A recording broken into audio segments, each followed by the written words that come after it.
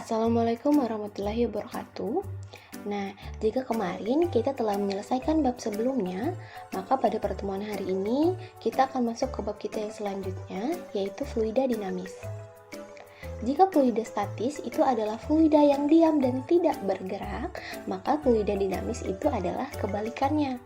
Dengan kata lain, fluida dinamis itu adalah fluida yang dapat mengalir atau bergerak. Fluida ini mencakup bentuk cair, gas, air, dan udara.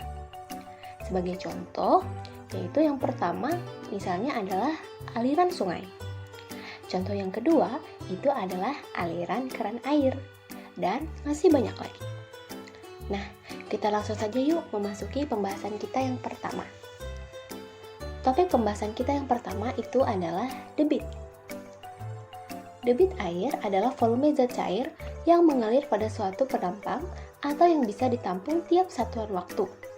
Nah, secara matematis, debit itu dinyatakan dengan simbol Q. Dengan kata lain, kita dapat menuliskannya di dalam bentuk persamaan Q sama dengan V besar dibagikan dengan T. Nah, selain itu, debit air itu juga bisa kita nyatakan sebagai hasil kali antara luas penampang dengan kecepatan aliran fluida, di mana keterangannya Q itu adalah debit aliran, V besar itu adalah volume, T adalah waktu, A adalah luas penampang, dan V kecil itu adalah kecepatan aliran fluida. Nah, di sini kita punya contoh mengenai debit aliran air. Pertanyaannya adalah, debit air sebuah sungai itu adalah 120 cm3 per detik. Nah, dalam 1 jam, berapakah volume air yang mengalir melalui sungai tersebut?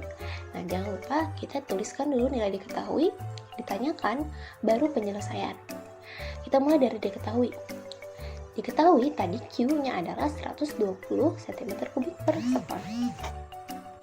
Kemudian T yang tadi adalah 1 jam, di mana 1 jam itu masih belum satuan internasional. Ingat, satuan internasional untuk waktu adalah detik. 1 jam sama dengan 3600 detik. Kemudian yang ditanyakan adalah volume air, berarti yang ditanyakan adalah V besar. Kemudian penyelesaiannya, jika Q tadi adalah V dibagikan dengan T, maka V sama dengan Q dikalikan dengan T. Nah, V sama dengan berarti 120 cm3 per sekon dikalikan dengan 3600 detik. Kita dapatkan hasil yaitu 432 meter kubik. Selanjutnya itu adalah asas kontinuitas. Nah, persamaan kontinuitas itu adalah persamaan yang menghubungkan kecepatan fluida dari satu tempat ke tempat yang lain. Pada umumnya, fluida itu mengalir masuk dalam suatu volume yang dilingkupi permukaan di titik tertentu akan keluar di titik lain. Nah, anggap suatu fluida masuk ke dalam sebuah pipa. Massa yang masuk ke salah satu ujung pipa itu harus sama dengan massa fluida yang keluar di ujung lainnya, walaupun dia memiliki diameter yang berbeda.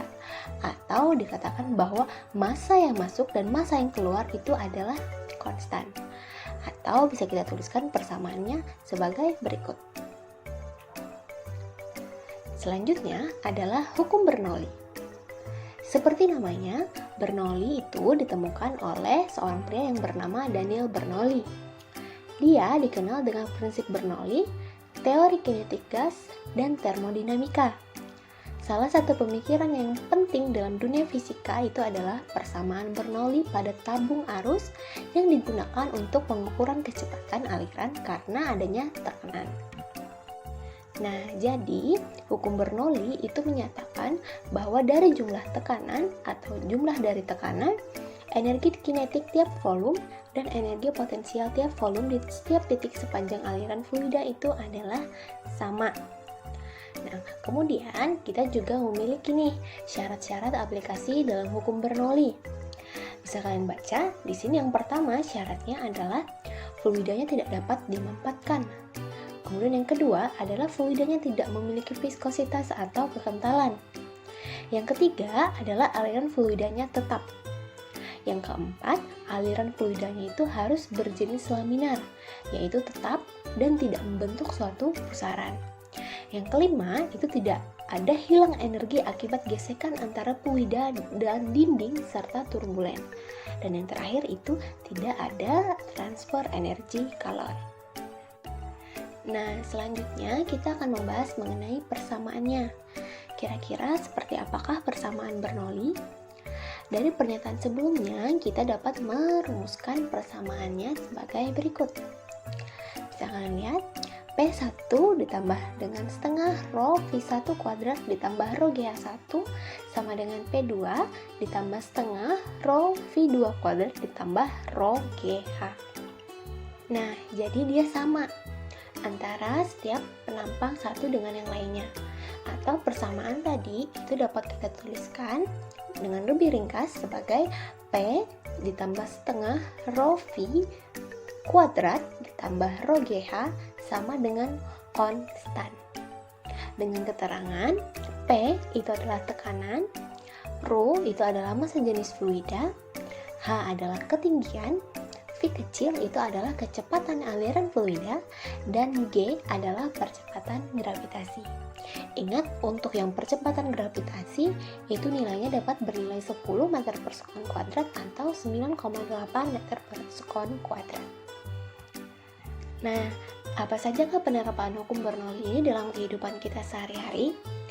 Ternyata hukum Bernoulli itu sangat banyak dan erat kaitannya dengan keseharian kita loh. Misalnya saja pada tangki yang bocor, seseorang yang menekan ujung selang air, kemudian gaya angkat pada pesawat terbang, cerobong asap, dan masih banyak lagi. Nah, kita akan membahas penerapan dan contoh soalnya pada pertemuan kita yang selanjutnya. Sampai jumpa!